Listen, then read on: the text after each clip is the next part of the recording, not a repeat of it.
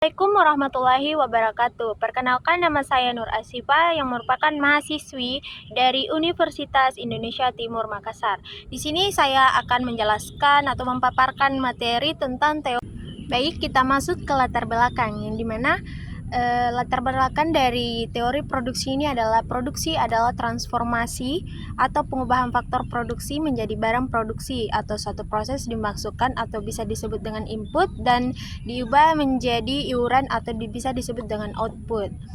Nah, di sini produksi ini selalu berusaha untuk mencapai efisiensi produksi, yaitu dengan menghasilkan barang dan jasa serta dengan biaya yang paling rendah. Terus kemudian dari efisiensi produksi itu tergantung pada proporsi pemasukan yang digunakan, jumlah absolutnya masing-masing masukan, serta adanya produktivitas masing-masing. Dari faktor-faktor produksi itu terjadi karena adanya masukan-masukan dari faktor-faktor yang harus dibayar oleh perusahaan, serta maka derajat efisiensi produksi itu diterjemahkan dalam konsep biaya produksi. Kemudian kita masuk ke rumusan masalah, yang dimana kita akan memecahkan beberapa masalah. Yang pertama yaitu apa yang dimaksud dengan produksi, pengertian fungsi produksi. Terus yang kedua itu apa saja faktor-faktor dalam produksi. Dan yang ketiga itu apa saja hukum-hukum dalam produksi. Dan yang keempat itu apa yang dimaksud dengan efisiensi teknis dan ekonomis dan bagaimana cara mengukur dan mengoptimisasikannya. Kita sekarang masuk ke dalam pengertian produksi dalam ekonomi mikro. Dalam ekonomi mikro, produksi itu adalah suatu proses input menjadi output, sehingga nilai barang tersebut bertambah atau proses yang dapat menciptakan nilai tambah. Kemudian input itu dapat terdiri dari barang atau jasa yang menciptakan nilai tambah.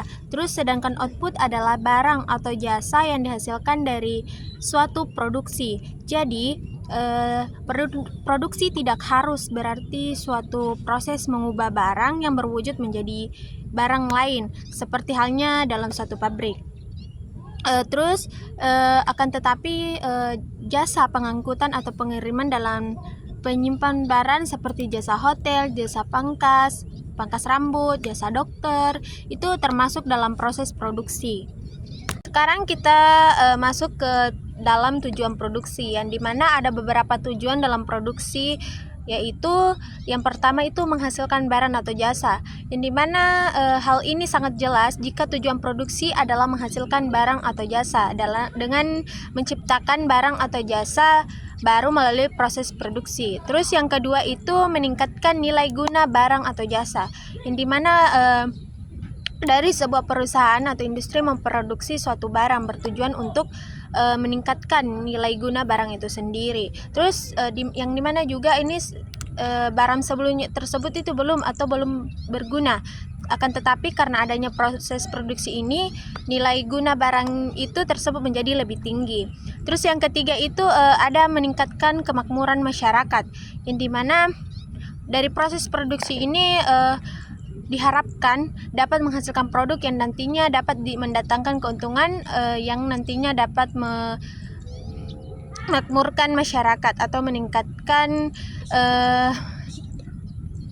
Terus yang kelima itu ada tujuannya itu ada memperluas lapangan usaha, yang dimana apabila suatu perusahaan sudah memiliki skala produksi yang besar dan diminati itu, maka dapat dipastikan bahwa perusahaan tersebut semakin besar sehingga dapat memperluas lapangan usaha. Terus yang keenam itu tujuannya itu ada menjaga kesinambungan usaha perusahaan, yang dimana tujuannya itu untuk agar proses produksi itu berjalan baik, terus memproduksi barang dan jasa yang lebih bagus. Sekarang kita melangkah ke pelaku produksi, yang dimana pelaku produksi itu ada beberapa pelaku. Yang pertama itu rumah tangga produksi, yang dimana rumah tangga produksi ini merupakan kelompok atau individu yang memiliki atau mengelola faktor-faktor produksi, baik dari berupa tanah, tenaga kerja, modal, atau kewirausahaan. Terus contohnya itu seperti petani, nelayan, atau pengrajin. Terus yang kedua itu pelaku produksi itu ada perusahaan, yang dimana Perusahaan ini memiliki peran sebagai badan usaha yang secara sistematis menjalankan kegiatan produksi dengan tujuan memperoleh keuntungan. Contohnya itu seperti PT Indofood, CV Sumber Rezeki, pabrik tekstil, dan industri makanan. Terus yang ketiga itu pelaku produksi itu ada pemerintah, yang dimana pemerintah itu melakukan perannya melalui badan usaha milik negara atau disingkat dengan BUMN, yang dimana pemerintah ini selalu ikut serta dalam kegiatan produksi untuk menyediakan kebutuhan pokok masyarakat dan tetap menjaga stabilitas atau keamanan dalam proses produksi tersebut. Terus yang keempat itu ada koperasi produksi, yang dimana koperasi ini berperan sebagai organisasi ekonomi yang berbasis keanggotaan dan melakukan kegiatan produksi untuk melakukan kesejahteraan bersama. Contohnya itu seperti koperasi pengrajin rotan dan koperasi susu. Terus yang kelima itu ada pelaku produksi, yaitu lembaga non-profit atau terbatas, yang dimana beberapa lembaga non-profit itu bisa menjadi pelaku produksi apabila mereka menghasilkan barang atau jasa untuk kepentingan sosialnya. Contohnya itu seperti yayasan pendidikan yang memproduksi buku ajar. Baik, kita melangkah ke hubungan produksi dengan konsumsi dan distribusi, yang dimana ketika ini sangat berkaitan, yang dimana produsen itu adalah salah satu pihak yang krusial, sedangkan kalau distributor itu atau distribusi itu adalah pihak yang melakukan kegiatan pemasaran produk. Terus yang dimana distributor ini memiliki peran, yang dimana menjadi perantara antara produsen maupun penjual maupun dengan konsumennya. Terus sedangkan konsumen itu adalah pihak yang membeli barang atau jasa. Dalam hal ini mengetahui bahwa kebutuhan konsumen sangatlah penting untuk menentukan kegiatan produksi pemasaran. Sekarang kita masuk ke faktor-faktor produksi, di mana ada beberapa faktor-faktor yang mempengaruhi produksi. Yang pertama itu ada faktor produksi alam, yang dimana sumber daya alam itu adalah segala faktor produksi yang berasal dari kekayaan alami yang dapat digunakan untuk memenuhi kebutuhan produksi seperti udara, tanah, air, sinar matahari, hewan, tumbuhan, dan bahan tambang lainnya. Terus yang kedua itu ada faktor tenaga kerja, yang dimana tenaga kerja atau sumber daya manusia ini berperan sebagai segala sesuatu kegiatan manusia yang berbentuk fisik maupun rohani yang ditunjukkan untuk keperluan produksi. Nah, faktor ini sangat diperlukan untuk mengelola dan meningkatkan nilai atau suatu benda yang kita buat. Terus kita masuk ke faktor yang ketiga, yaitu faktor modal, yang dimana modal ini merupakan faktor produksi yang memiliki peranan dalam mempercepat untuk membuat kelancaran suatu barang produksi yang kita buat. Modal itu tidak hanya terbatas pada bentuk uang saja, tapi juga berbentuk pada mesin, gedung, tanah, dan lain-lain. Terus faktor yang keempat itu ada faktor kewirausahaan, di mana faktor ini berperan sebagai untuk merencanakan, untuk mengatur, mempekerjakan karyawan, dan memeriksa hasil pekerjaan dari karyawan. Terus dari hal ini menggabungkan faktor antara produksi lain, misalnya alam tenaga kerja dan modal. Baik, sekarang kita masuk ke fungsi produksi. Produksi itu berfungsi sebagai landasan teknik dari proses produksi yang menggambarkan hubungan antara faktor produksi dengan kuantitas produksi. Dan di mana dalam teori ekonomi asumsi dasar ini kan fungsi produksi, yang dimana setiap produsen itu tunduk pada hukum the law of diminishing return, atau hukum yang menyatukan semakin banyak variabel yang ditambahkan pada jumlah sumber daya tetap, atau perubahan output yang diakibatkan akan mengalami penurunan. Kita masuk ke dalam bagian pertama, yaitu produksi dalam jangka pendek. yang dimana produksi dalam jangka pendek ini yaitu perusahaan yang memiliki input tetap dan menentukan berapa banyaknya input variabel yang harus dipergunakan untuk menentukan keputusan. Perusahaan akan memperhitungkan seberapa besar dampak penambahan input variabel terhadap produksi total. Misalnya itu input variabelnya adalah tenaga kerja dan input tetapnya adalah modal. Yang dimana apabila tenaga kerja yang dipergunakan sebanyak 0, produksi juga 0. Ini berarti proses produksi tidak akan menghasilkan output apabila hanya mempergunakan satu macam input. Terus yang kedua itu ada produksi dalam jangka panjang. Yang dimana dalam jangka panjang ini suatu produksi tidak bisa diukur dengan waktu tertentu. Misalnya itu pada 10 tahun, 5 tahun, 15 tahun atau bahkan seterusnya. Kalau dalam jangka panjang itu, satu produksi itu jangka waktu di mana yang semua input atau faktor produksi yang dipergunakan itu untuk proses produksinya itu bersifat variabel. Yang dimana dengan kata lain, dalam jangka panjang itu tidak ada input tetap. Terus kita masuk ke dalam kurva produk total, persamaan, dan total dan marginal. Yang dimana kita bisa lihat pada gambar, yang dimana di sini dapat disimpulkan bahwa yang pertama, tahap 1 itu menunjukkan bahwa tenaga kerja yang masih sedikit apabila ditambah akan meningkatkan total produksi rata-rata dan produksi marginal. Terus yang kedua itu tahap 2 itu produksi total terus meningkat sampai produksi optimum, sedang marginal menurun sampai titik 0. Terus yang ketiga itu dari kesimpulan itu tahap 3 itu melakukan penambahan tenaga kerja yang dimana menurunkan total produksi dan produksi rata-rata, sedangkan produksi marginal itu negatif. Terus suatu tambahan produksi marginal itu bisa diakibatkan oleh pertambahan suatu tenaga kerja yang digunakan dengan rumus MP produksi marginal, DTP produksi total, DMP produksi tenaga kerja.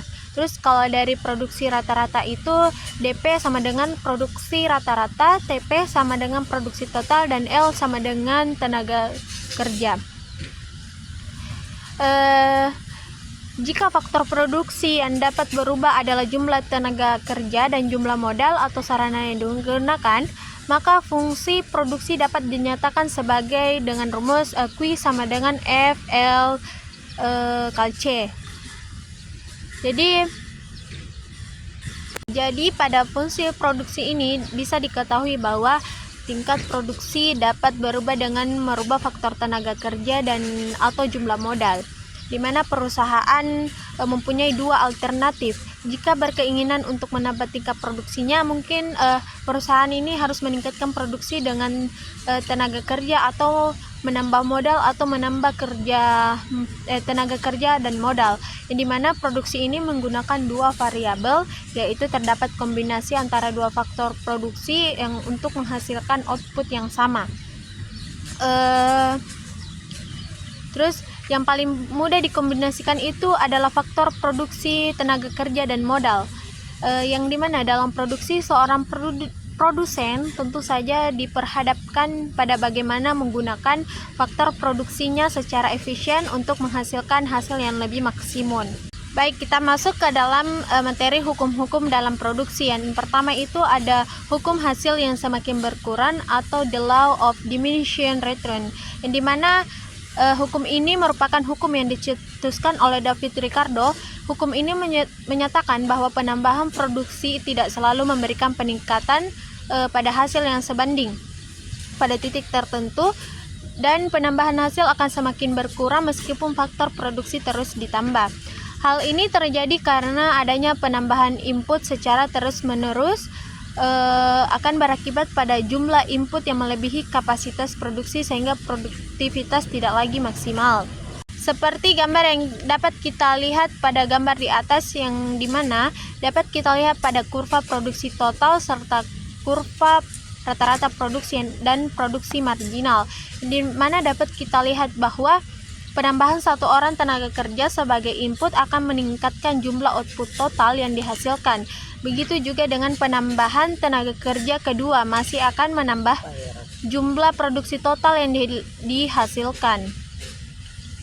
Terus yang kedua itu kita masuk ke hukum pengembalian skala atau law of returns, yang dimana hukum ini berlaku dalam jangka panjang saat semua faktor produksi bisa ditambah.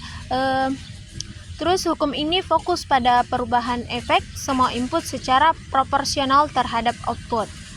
Ada beberapa jenis-jenis dari skala ini. Yang pertama itu increasing return to scale atau disingkat dengan IRS, yang dimana ini adalah output meningkat lebih dari input. Terus yang kedua itu constant returns to scale atau disingkat dengan CRS, yang dimana output ini meningkat sebanding dengan output. Terus yang ketiga itu ada decreasing returns to scale, yang dimana disingkat dengan DRS, yang dimana di sini output meningkat kurang dari input. Terus yang ketiga itu kita masuk ke hukum substitusi teknis atau isoquant dan isocos, yang dimana hukum ini menjelaskan bagaimana kombinasi antara dua input, yaitu misalnya tenaga kerja dan modal, dapat menghasilkan output yang sama, yang dimana isoquant ini adalah kurva yang menunjukkan berbagai kombinasi input yang menghasilkan output yang sama. Sedangkan dengan isocos itu garis anggaran input. Sekarang kita masuk ke bagian efisiensi produksi, yang dimana efisiensi produksi itu dibagi menjadi dua, yaitu efisiensi teknis dan efisiensi ekonomis.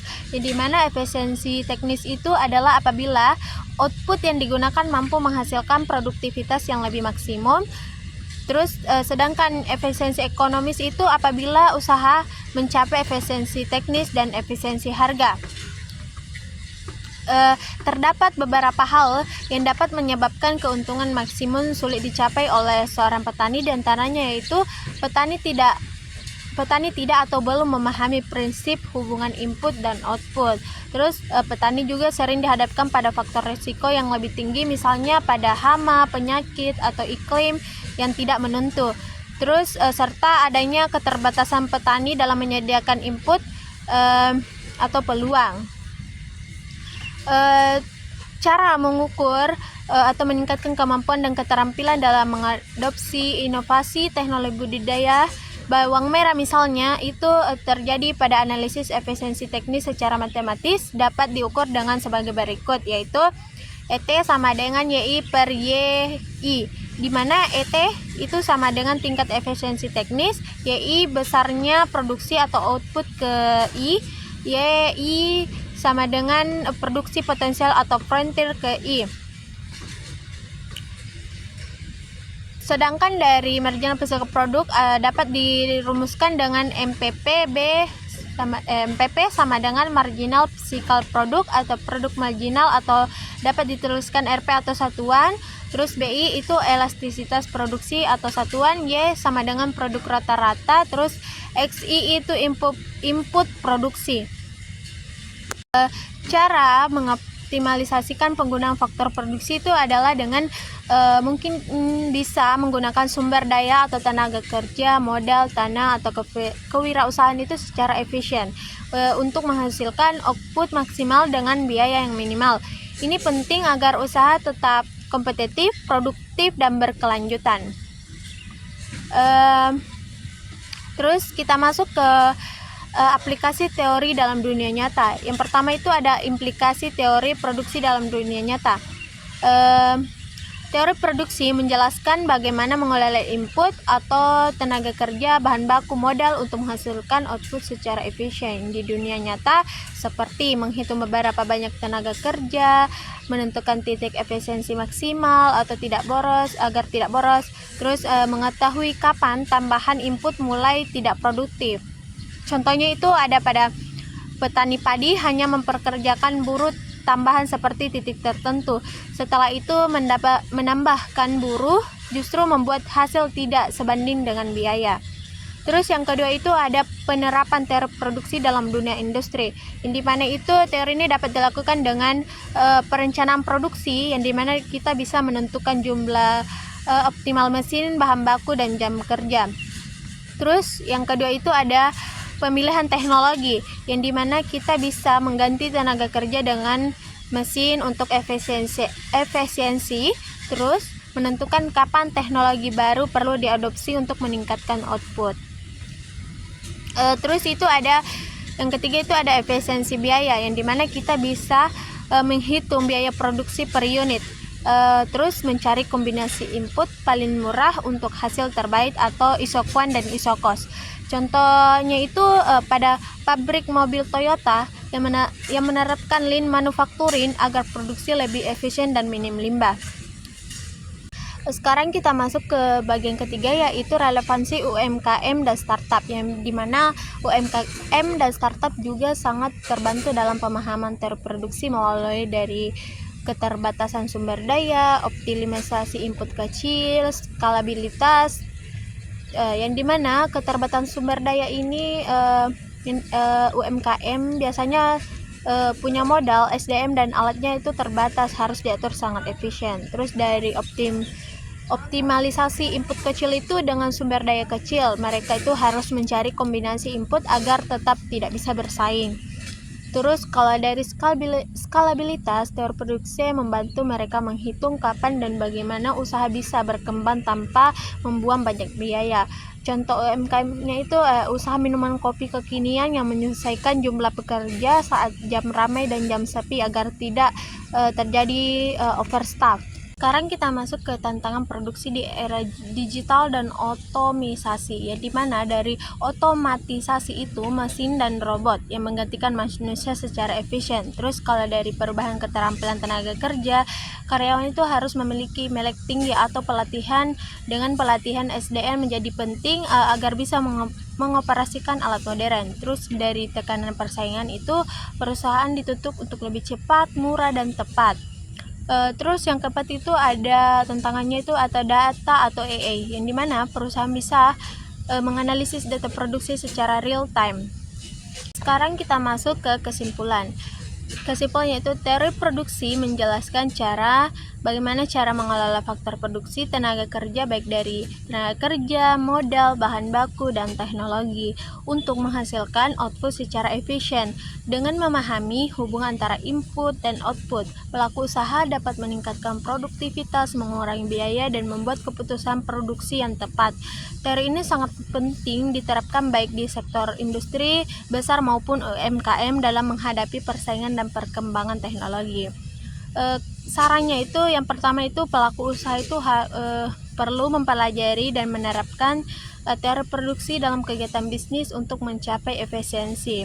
Terus yang kedua itu ada pemerintah dan lembaga pendidikan sebaiknya memperkuat pemahaman teori produksi melalui pelatihan praktis. Dan yang ketiga itu sarannya UMKM dan startup disarankan mengoptimalkan sumber daya secara cermat dengan pendekatan teori produksi. Terus yang keempat itu ada perusahaan perlu terus berinovasi dan memanfaatkan teknologi digital untuk menunjang efisiensi produksi.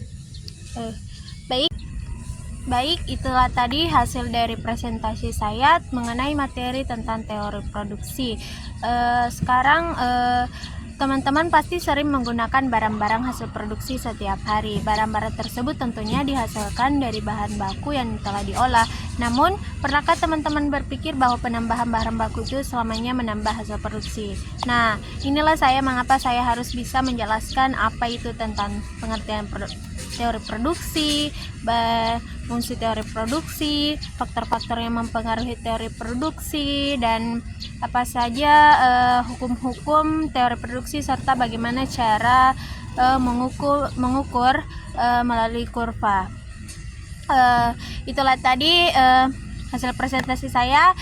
Lebih dan kurangnya mohon dimaafkan. Wabillahi taufik wal hidayah. Wassalamualaikum warahmatullahi wabarakatuh. Terima kasih.